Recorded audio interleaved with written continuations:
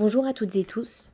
À l'occasion de la 28e édition d'Octobre Rose, la CPTS Nord-Essonne-Ij a, avec ses partenaires, mis en place une campagne de prévention, de sensibilisation et de formation des professionnels de l'aide et du soin au travers de webinaires afin d'aborder ensemble les nouveautés en santé de la femme, en santé sexuelle ainsi que les rappels indispensables.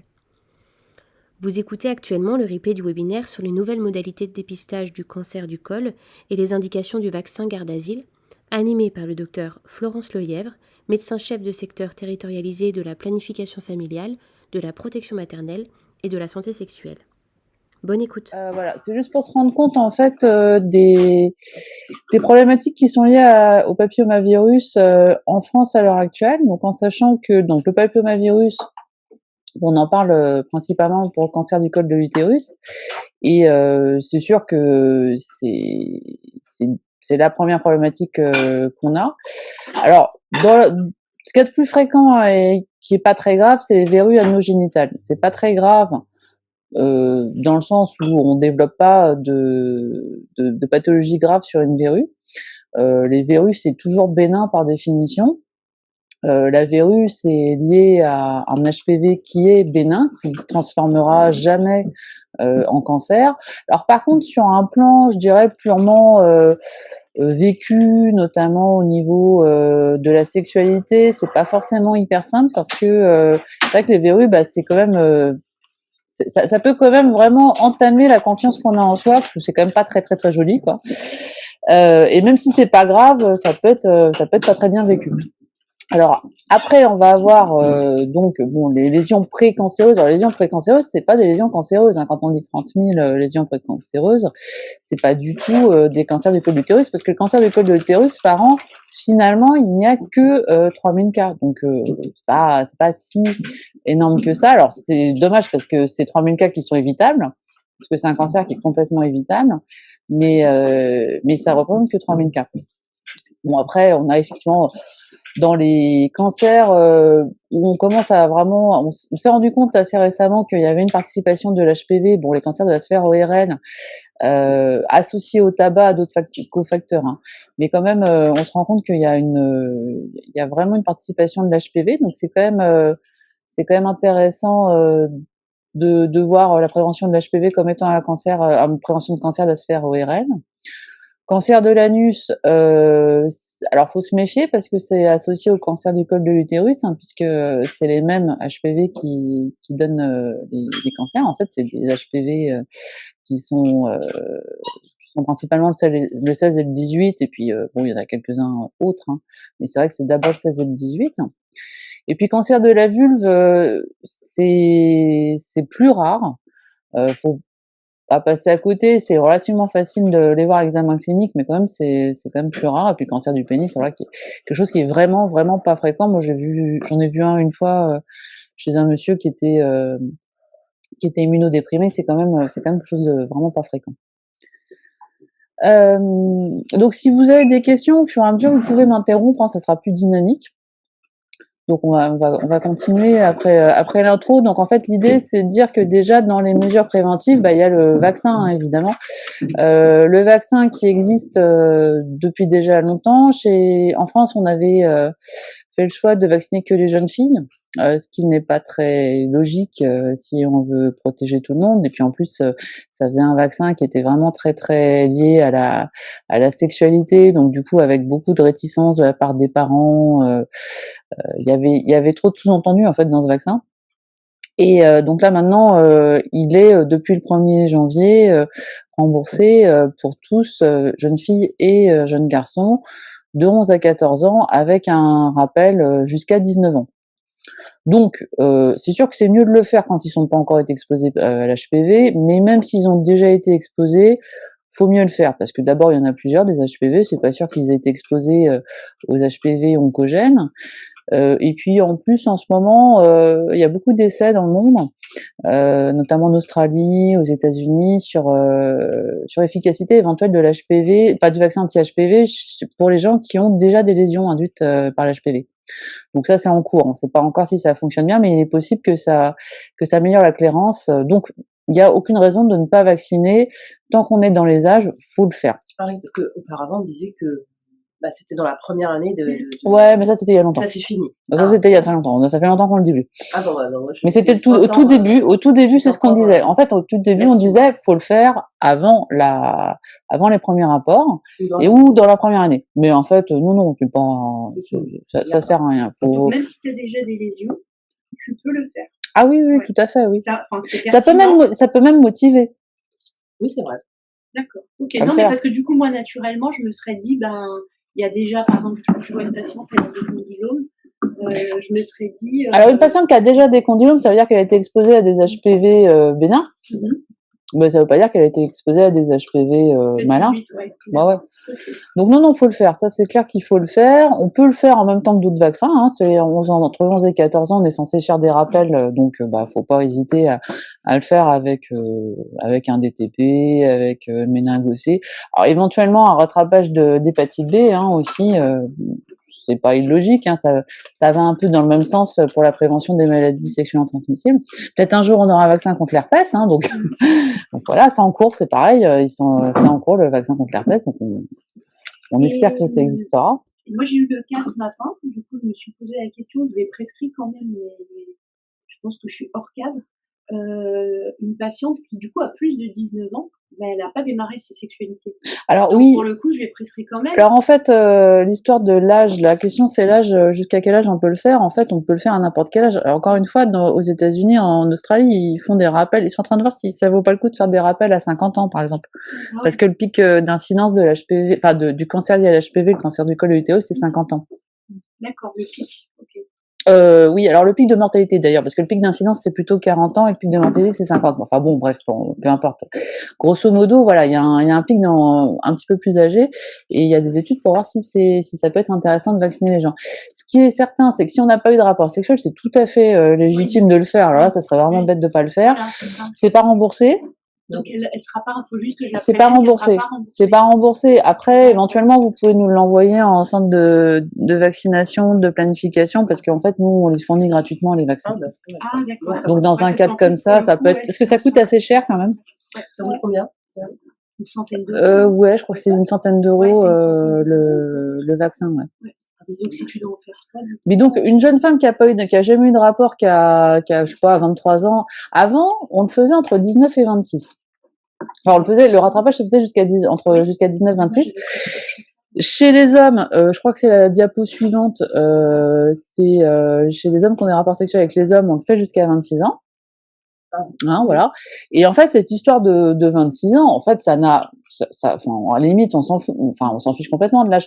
C'est juste que, comme on est très réticent à vacciner des gens qui auraient un risque de développer une maladie auto-immune et que les maladies auto-immunes, il y a un pic après 25. Si malheureusement la personne décide de se faire une petite poussée inaugurale de n'importe quelle maladie auto-immune, tout le monde va se jeter sur le vaccin en disant c'est la faute du vaccin. Alors qu'en fait, c'est comme pour l'hépatite B. Quand on regarde la population vaccinée contre l'hépatite B et non vaccinée contre l'hépatite B, ça change rien sur la sclérose en plaques. C'est pareil. Mais voilà, donc du coup c'est pour ça qu'on a avancé. C'est d'une part parce qu'on voulait pas rater l'âge d'entrée en sexualité, puis d'autre part parce que on se disait surtout ne nous mettons pas dans la situation où on va encore accuser un vaccin d'être pourvoyeur de tout un tas de trucs, quoi, qui n'a rien à voir. Donc voilà. Donc là, dans les recommandations particulières, donc jusqu'à 26 ans pour les hommes qui ont des relations sexuelles avec les hommes, et chez les patients immunodéprimés, par contre, là, l'idée c'est de le faire le plus tôt possible, surtout avant qu'ils soient immunodéprimés, si possible. Donc on peut vacciner les enfants à partir de l'âge de 9 ans s'il y a une chimio ou quelque chose qui est prévu.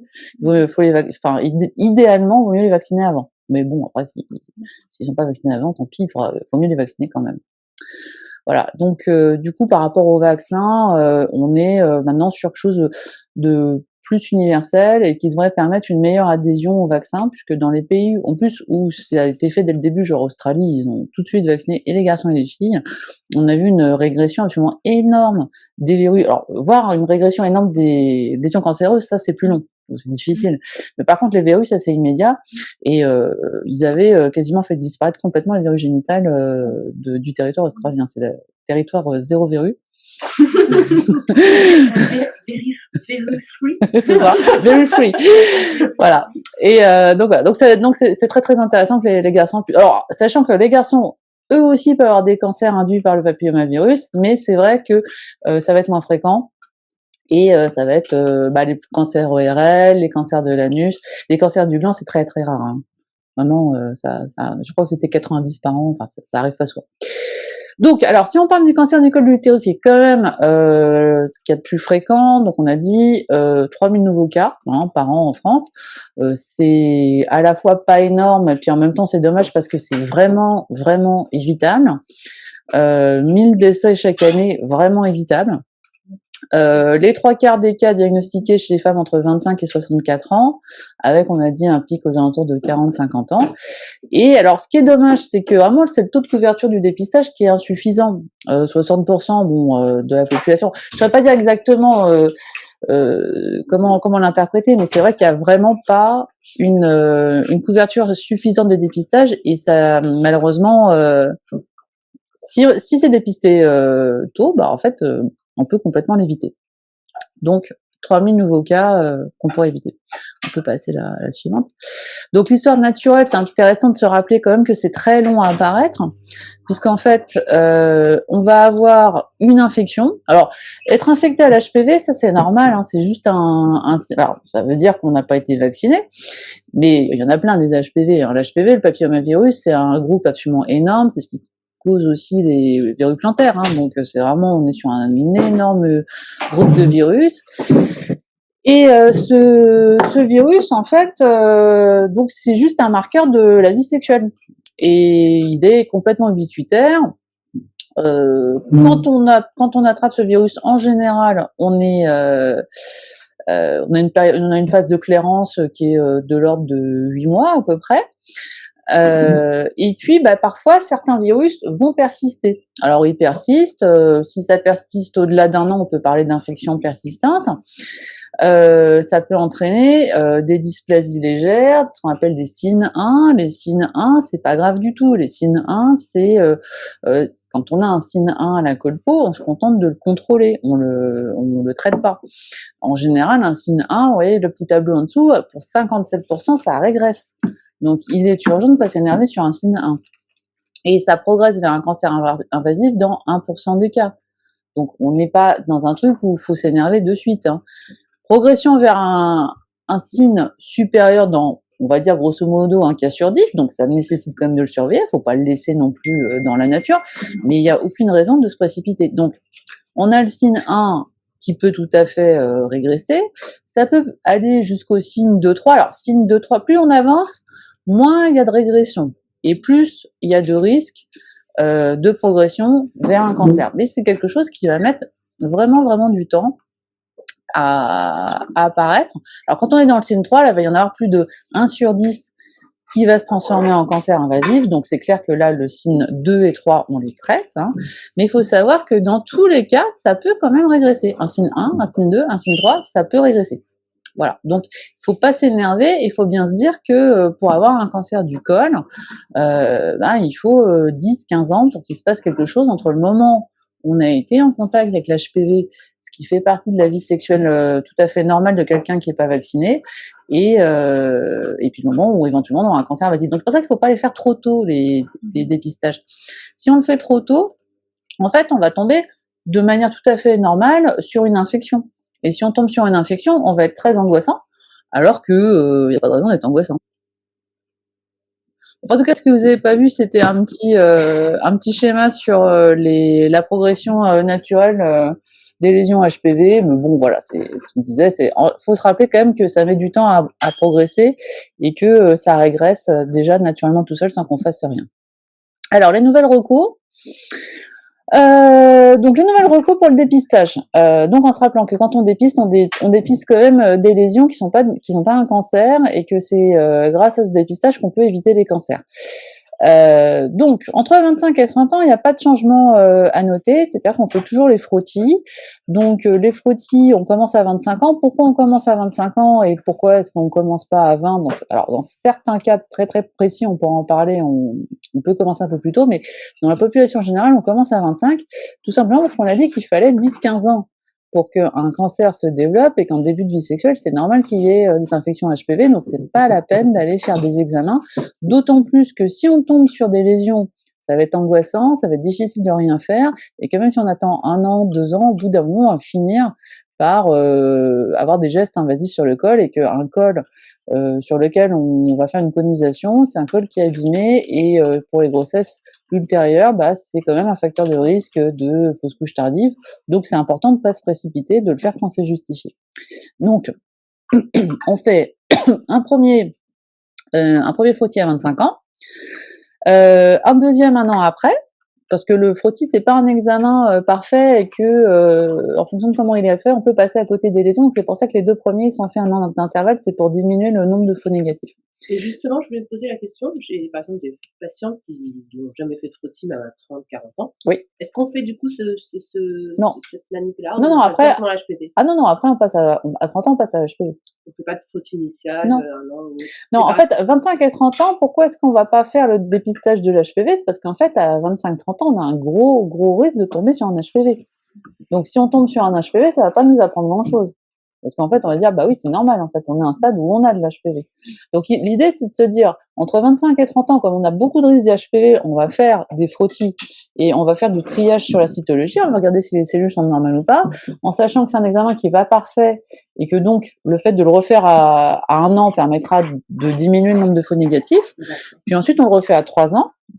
Puis après, on va arriver rapidement à 30 ans. Et alors, à 30 ans, on va faire un test HPV. Pourquoi? Parce que là, pour le coup, statistiquement, ça fait quand même une bonne dizaine d'années, théoriquement, qu'on a des relations sexuelles et qu'on peut se dire que les HPV, normalement, on est dans une phase où on a fait la clairance. Alors, il y en aura quand même quelques-uns, c'est possible, hein, mais il y a quand même moins cette prévalence importante de l'infection à HPV qui est en cours de clairance tout à fait normale.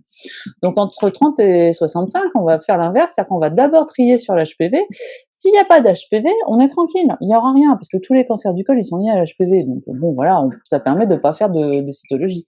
Si par contre on a un HPV, là, c'est très intéressant, parce qu'on va pouvoir faire une cytologie guidée. Et cette cytologie, c'est ça qui va nous permettre, voilà, d'être plus précis. Alors, n'empêche que la cytologie est pas tout à fait normale, hein, mais voilà, on fait donc d'où l'importance de faire le prélèvement sur à chaque fois dans les 2 cas en fait en phase liquide pour qu'on puisse passer de l'un à l'autre facilement, parce que les prélèvements sur l'âme, ça se fait plus tellement en fait, hein. Donc là, on a un petit schéma ensuite pour dire ce qu'il faut faire. Donc le schéma, c'est ça, c'est donc en dépistage primaire, on fait entre 25 et 29, on fait une cytologie. S'il y a rien, très bien. Alors on dit s'il y a eu les 2 premiers, il y a 1 an d'intervalle. Voilà, il n'y a pas d'anomalie, ok. Cytologie à 3 ans. S'il y a des anomalies, alors qu'est-ce qu'on peut avoir? Donc, un ASCUS, on fait un HPV pour voir si. Alors, ASCUS, ça veut dire anomalie non identifiée, en fait, hein. Donc, si on a un ASCUS, parce que, en gros, ça veut dire que la cellule a une gueule un peu bizarre, mais que c'est pas vraiment non plus une cellule franchement très cancéreuse. Donc, si le HPV est négatif, très bien, on repart sur du suivi classique. Si l'HPV est positif, là, on va faire une colposcopie. Quand on est dans les autres cas, c'est-à-dire LCI, c'est une lésion de bas grade, ou ASCASH, c'est une anomalie, mais plutôt de haut grade, et HS, j'ai du mal à le dire, c'est de haut grade aussi. Donc, dans ces cas-là, là, on part du principe que de toute façon, on est sur des lésions, et que les lésions, de toute manière, il y a de l'HPV. Donc, du moment où il y a des lésions évidente, et forcément il y a de l'HPV, donc ça n'a aucun intérêt d'aller chercher de l'HPV puisqu'on sait qu'il y en a. Donc là, on fait une colposcopie.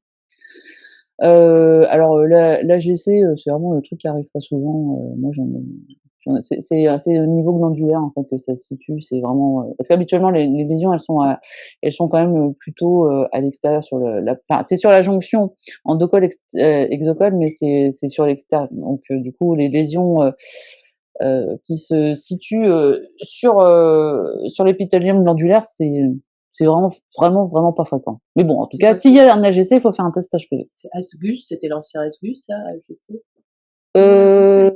Bah non, Asgus, oui, Asgus. oui, oui, Ah, oui, le glandulaire, ouais, d'accord. glandulaire. Bon, non, mais ça, on n'en voit jamais, en fait. Ouais, bravo, il y en a une qui suit.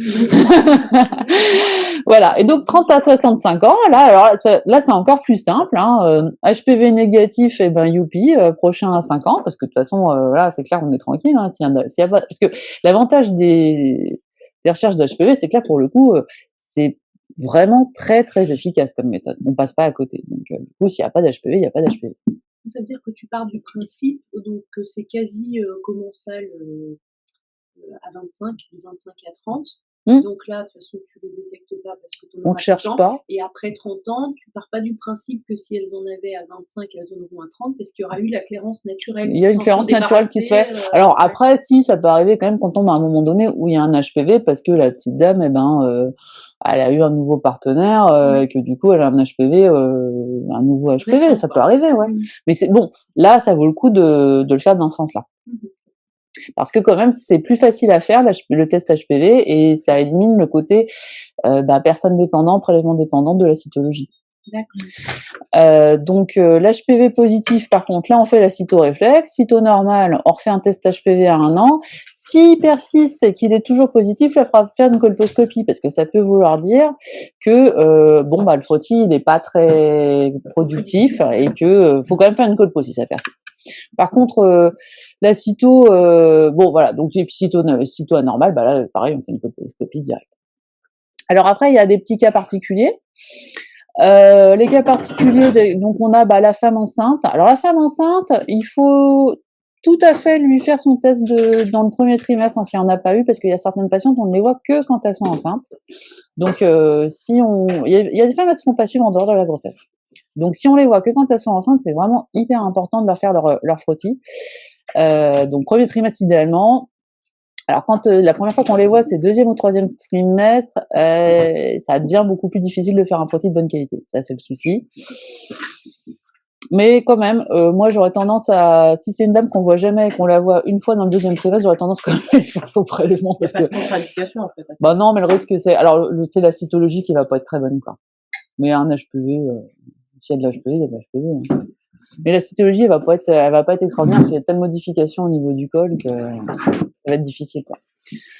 Donc après, quand elle a moins de 30 ans, et qu'on lui trouve un ascus ou un bagrade, on attend qu'elle ait accouché pour refaire une cyto, et puis on s'en occupera après l'accouchement. Par contre, si c'est un haut grade, là on fait une colposcopie d'emblée. Parce que quand même, faut faire gaffe, faut pas laisser traîner.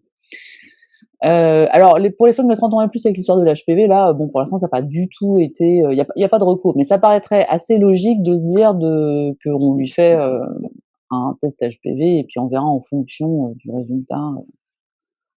Un HPV et puis éventuellement une cyto, avec la difficulté que la cyto, en premier trimestre, ça ira, mais alors après, deuxième, troisième trimestre, il faudra sûrement le faire après l'accouchement. Et si on voit les femmes enceintes de moins de 25 ans, on peut pas de frottis? Ah bah non, à partir du moment où elle a moins de 25 ans, elle a moins de 25 ans. Sauf dans certains cas. Alors justement, dans les cas des immunodéprimés. Alors, ce qu'il faut retenir, c'est que les immunodéprimés, elles ont pas les capacités de clairance des autres. Donc du coup, elles vont toujours se balader avec de l'HPV. Ça ne sert à rien de faire des dépistages HPV chez des immunodéprimés, c'est vrai, probablement positif. Donc c'est la cytologie, quel que soit l'âge. Et il faut chercher les cancers et les signes et les bidules et tout ça, parce que bien sûr, comme elles font pas leur clairance d'HPV, forcément, elles ont plus de risques aussi d'avoir des lésions, évidemment. Donc, oui, il faut faire des frottis, il faut faire des cytologies. Alors, faut faire gaffe à pas être trop agressif autant faut bien les suivre, autant faut pas être trop agressif dans les traitements, parce que quand c'est du bas grade, en général, il faut rien faire, parce que le bas grade, c'est pas la peine. De toute façon, elles vont tout le temps avoir des lésions de bas grade, ces patientes-là. Parce que comme elles peuvent pas se débarrasser de leur HPV, elles ont tout le temps du bas grade. Donc on leur lasérise le bas grade, ça revient aussi sec. Donc il faut avoir un suivi spécialisé, clairement, mais dans le suivi spécialisé, il est vraiment pas recommandé de faire du laser sur des bas grades chez des immunodéprimés. Donc la surveillance est annuelle, pour pas pour pas passer à côté des cancérisations. Et on peut commencer plus tôt, puisqu'on là, on peut commencer dès 20 ans, hein, puisque encore une fois, elles sont beaucoup plus fragiles. Et donc, quand on a une cytologie pas normale, on fait une colposcopie. On fait pas de recherche d'HPV. Encore une fois, ça ne sert à rien, elles ont toujours de l'HPV. La suite, c'est sur le VIH. Alors le VIH, ça dépend en fait du stade de la maladie. C'est-à-dire que si on est dans un sida, évidemment, on est dans le cadre de l'immunodépression.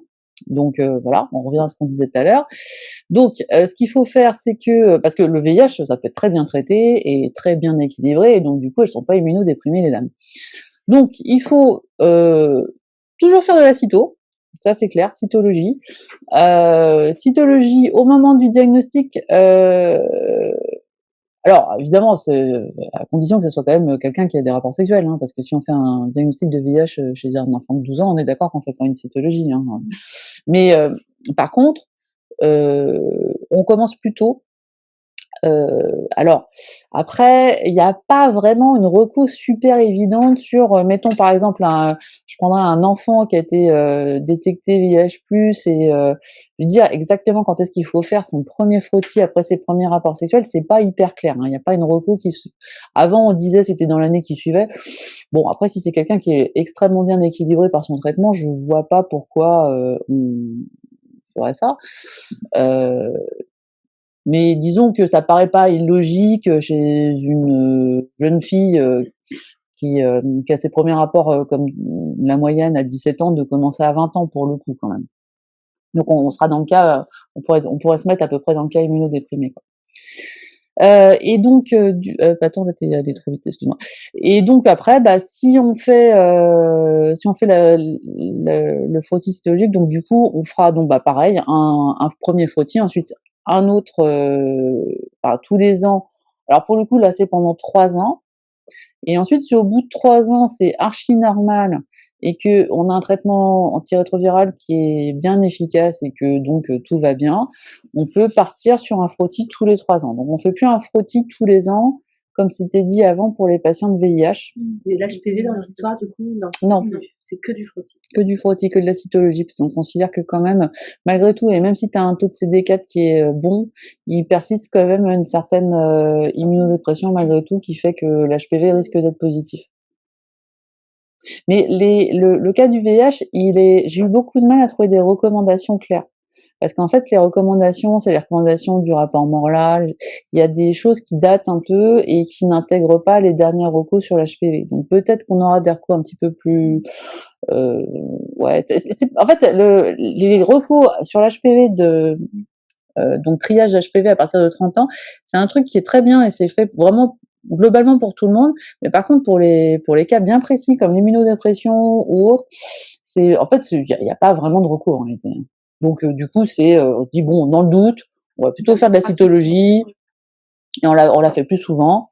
Et donc on a un petit peu allégé ce qu'on fait pour le VIH par rapport à ce qu'on faisait il y a quelques années. J'en ai discuté avec des gens qui sont spécialisés du VIH et ils ont tendance à continuer à faire des frottis tous les ans malgré le fait que c'est plus recommandé. C'est difficile de faire changer les pratiques. Du coup, quand tu dis immunodéprimé, bon, tu te mets dedans les gens qui ont été greffés, Ouais. voilà. Et après, qui d'autre? Par exemple, je pense toutes les nanas, Corticoïdes, tu sais, les corticothérapies au long cours et tout Ouais, ça, là, les biothérapies, là, tu sais, pour le spondyarthrite. tous ceux que tu as fait vacciner contre le Covid dans les premiers.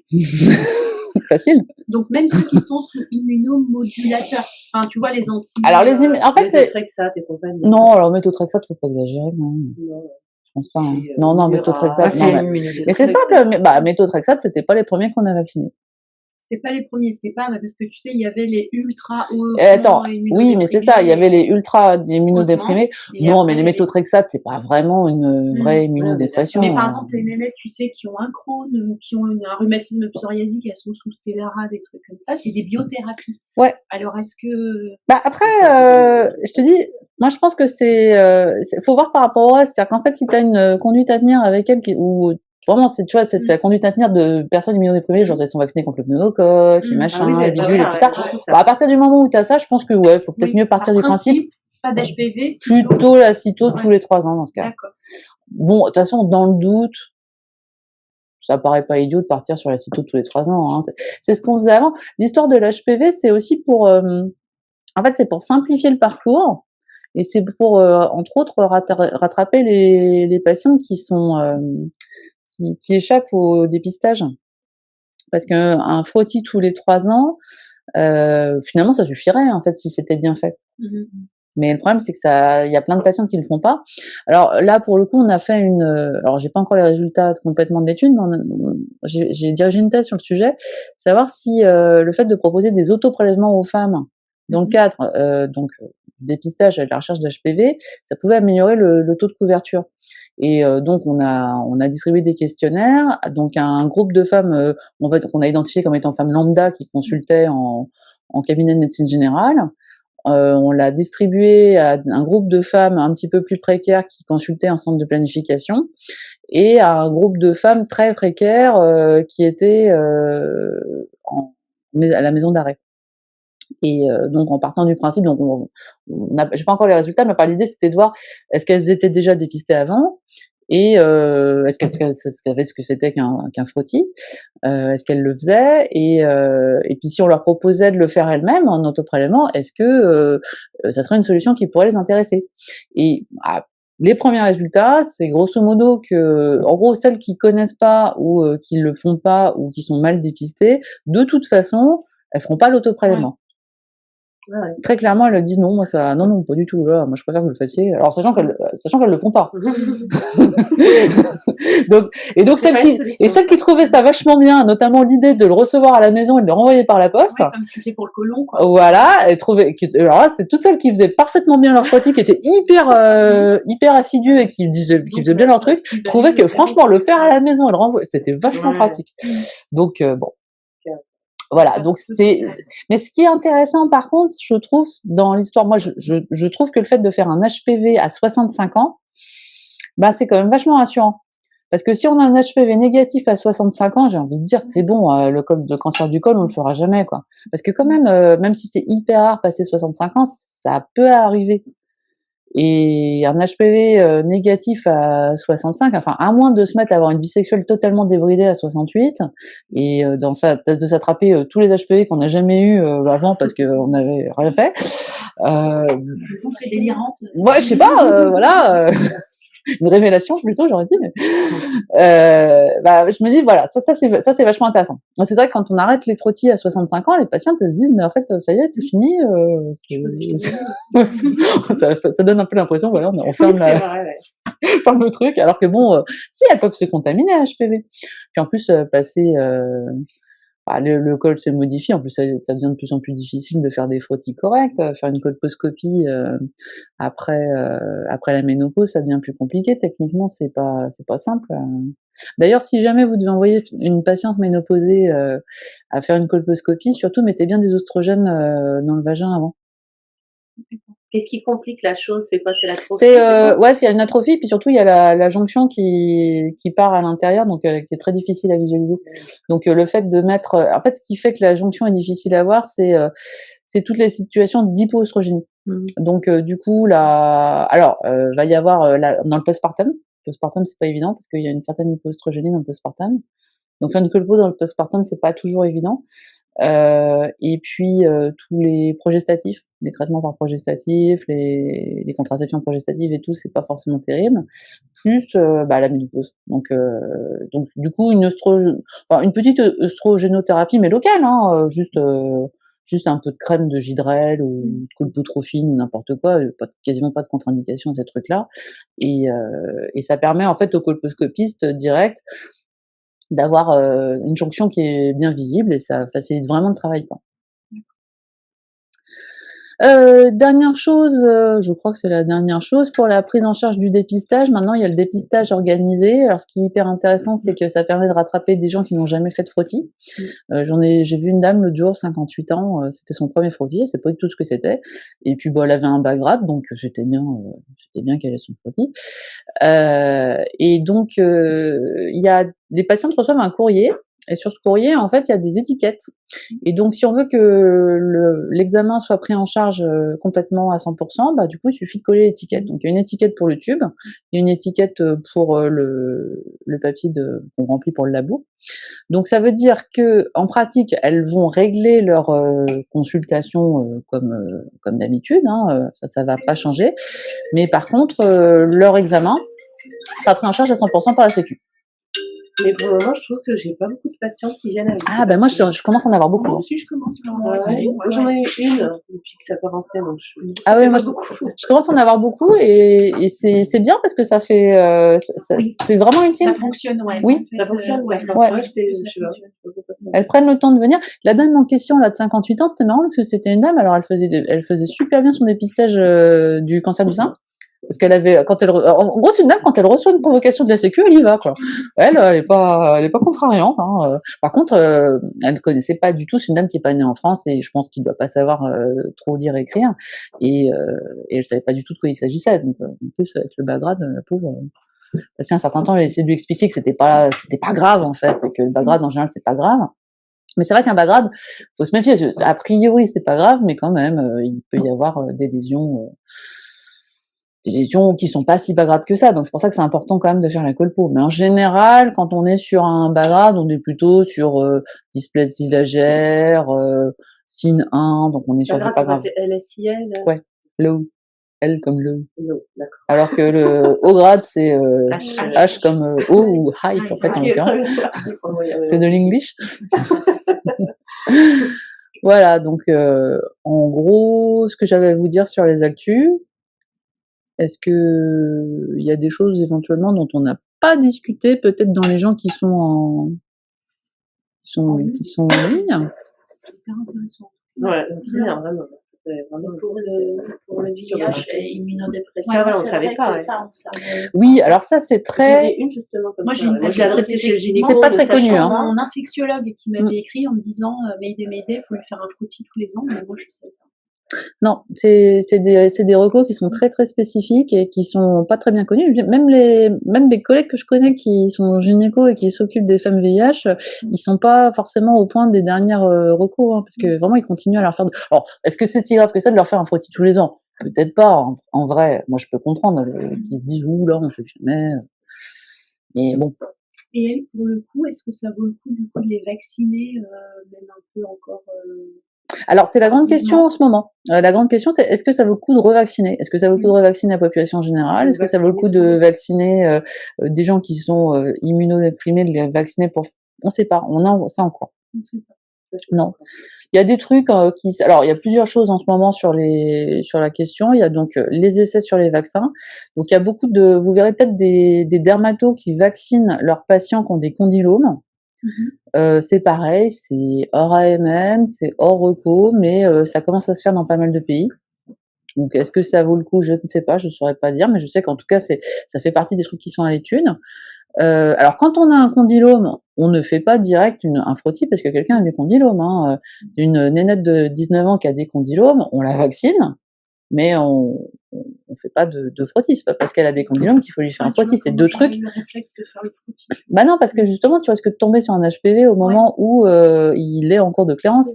Donc c'est d'autant plus emmerdant. Et alors ça, c'est le souci, c'est que ça c'est un problème. On a un gros souci de communication avec les dermatos là-dessus, parce que les dermatos disent il faut faire un frottis, alors que pas du tout. Au contraire, surtout pas. C'est pas le moment.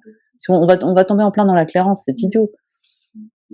Donc ne pas faire de frottis hors reco, c'est-à-dire 25 ans chez les immunocompétents et éventuellement plutôt chez les immunodéprimés, mais on se précipite pas. Et c'est vraiment 10-15 ans avant de faire un cancer invasif, hein, entre le moment où on est exposé en HPV et le moment où ça se transforme en cancer. Donc on a vraiment largement le temps de voir venir le truc, sauf si c'est un immunodéprimé, c'est pas pareil. Et donc il y a ça, il y a l'histoire du vaccin. Alors il y a aussi des trucs qui se vendent en pharmacie, parapharmacie. C'est pas des médicaments dont le SMR a été évalué. Il y a des trucs qui s'appellent Colpofix, Papillocare, des trucs comme ça, qui sont des machins qui, alors différentes choses. Il y en a qui se pulvérisent directement dans le col, enfin dans le vagin sur le col, qui sont des trucs qui sont censés favoriser la clairance de l'HPV, protéger machin. Ouais, c'est pas du tout évalué. Alors ça coûte la peau des fesses.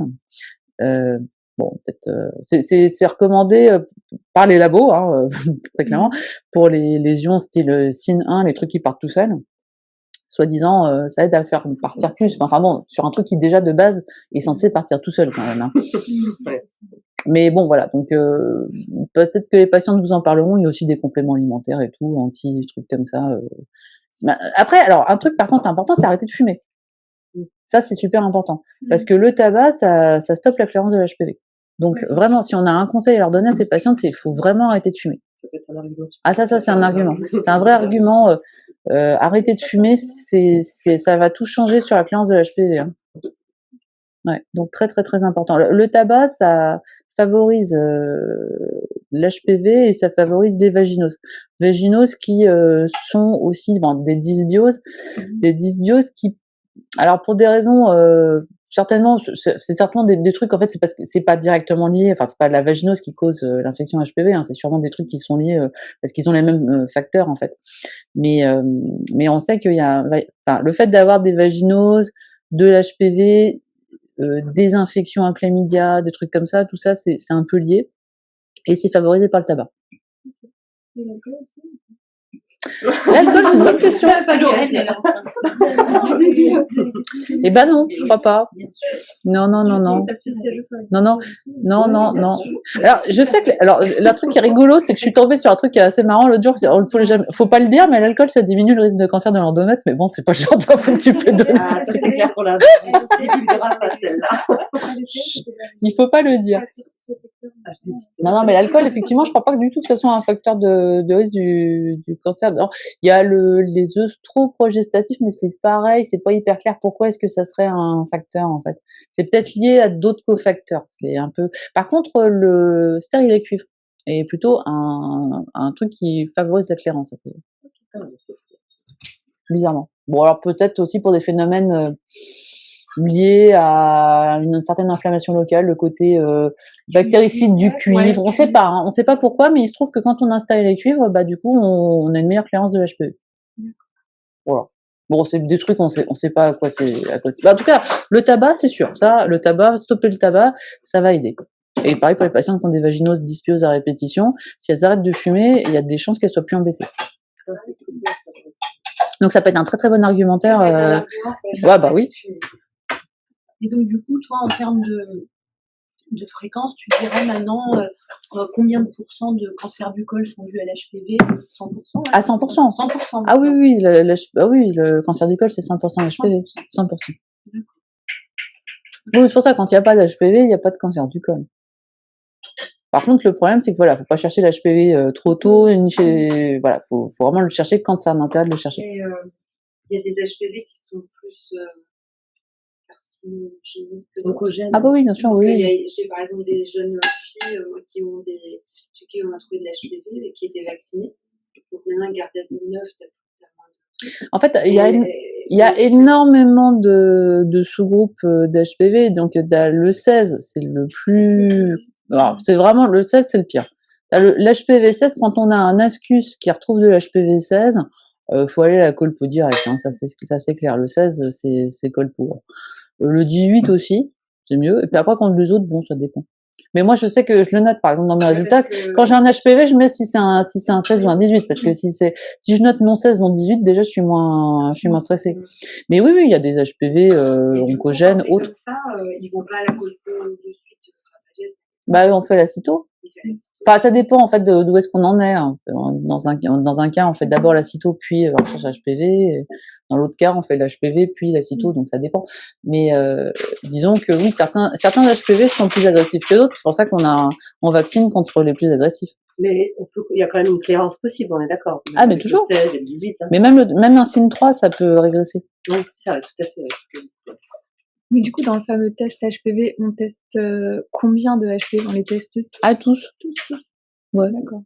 Alors, je ne saurais pas te dire comment ils font, par contre. PCR, c'est une PCR, mais les HPV, c'est vraiment un grand groupe. Hein, non, mais plus que ça. Parce qu'en plus, il y a tous ceux qui donnent qui touchent la peau, qui donnent des verrues plantaires. Donc, non, c'est hyper fréquent. Il faut que j'arrête de me tenir n'importe comment. À partir du moment où il y en a un positif qui soit le plus oncogène ou pas, on fait la cytologie derrière. Oui. Ok. Enfin, oui, bien sûr. En fait, on cherche les oncogènes. Hein. On c'est cherche que les que les oncogènes. oncogènes, on ne D'accord, cherche pas les ok. non-oncogènes. Enfin, je crois. Bah, tu me mets un Et la doute, là. cyto, en fait, elle Je suis est pas faite spéciale. Là, c'est de la automatiquement biologie sur le moléculaire. d'envoi de prélèvement. T'as Ouais. pas besoin de revoir la dame pour faire une cyto, en fait. Sur le même prélèvement, ils font automatiquement la cyto derrière. Oui, sur Oui, l'ordonnance. et quand il marque, le résultat, il marque HPV oncogène, hein, il marque Ouais. pas Non, en fait, le truc, c'est que sur l'ordonnance, faut bien préciser, c'est soit tu mets frottis, donc une cytologie avec test HPV si ascus, Oui. ou tu mets test HPV primaire avec cytologie réflexe si positif. Après, Et nous, c'est bon. vous savez, on a le truc Oui, de c'est marqué. Cerba. Et donc, Ouais, on a c'est marqué. Il coché suffit de cocher le bon truc. Voilà. Ok. Oui, parce qu'on a déjà les nouveaux. Alors moi, les nouveaux papiers de Serva, je suis obligée de faire une ordonnance parce qu'il n'y a plus leur dos, en fait. Ah bon? Alors, Ouais. moi, du coup, je savais pas pourquoi il y avait plus leur dos. Je me suis dit, peut-être que c'est plus nécessaire. Et bah si, moi Ah, aussi, je me suis d'accord. dit que c'est plus nécessaire. Bah du coup, le labo me l'a demandé. Alors, Ok. bon, Alors, je- oui, c'est vrai que c'est plus fourni. Bon, bah, faut quand même que je la Donc je me suis retrouvée à refaire à refaire l'ordonnance. Dans les anciens, tu avais, là, tu déchirais. Moi, j'avais une patiente qui était venue justement pour un truc, pour le dépistage organisé. Donc, je me suis dit, ah, bah, très bien, donc je prends le truc et tout. En plus, il y a la petite caisse pour coller. Donc, j'ai pris les nouveaux, j'ai collé et tout, j'ai tout rempli. J'étais très fière de moi. Et bah, ouais.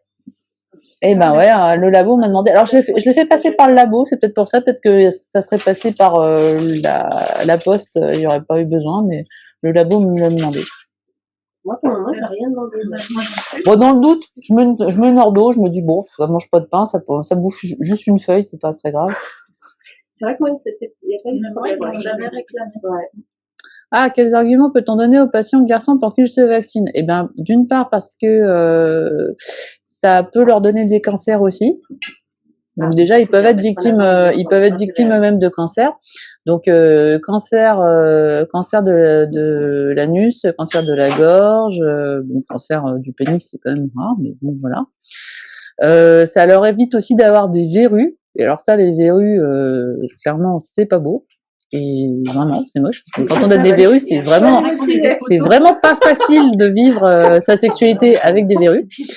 Et puis, c'est aussi une question de protection de tout le monde, en fait. Hein.